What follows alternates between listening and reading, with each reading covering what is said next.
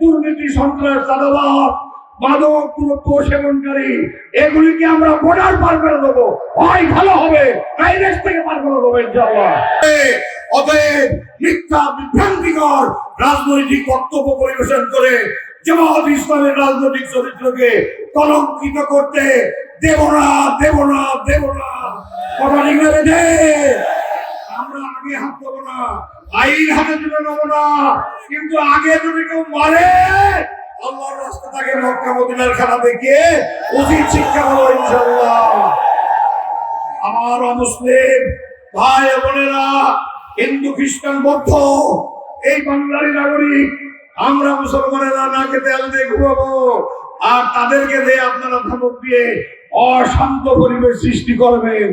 ইনশাআল্লাহ আইনি শাসনকে কাজে লাগিয়ে প্রয়োজনে জনগণকে ঐক্যবদ্ধ করে গড়ে ফেলে দুর্নীতি, সন্ত্রাস, চাঁদাবাজ, মাদক দ্রব্য সেবনকারী এগুলিকে আমরা বর্ডার পার করে দেবো, হয় ভালো হবে, তাই দেশ থেকে পার করে দেবো ইনশাআল্লাহ।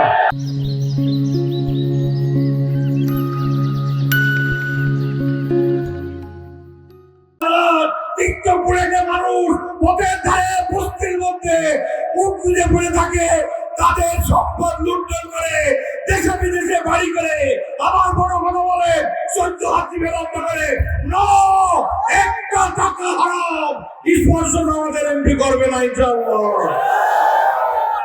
আমাদের কোন এমপি ঢাকাতে বাড়ি নেই, বিদেশে বাড়ি নেই, তাদের আগে ছিল, তাদের আছে, কিন্তু এমপি হওয়ার পরে কত 5 টাকাও কারো বাড়ি নেই, নদ নদী হাওড় বড় খাল বিলে ভরা।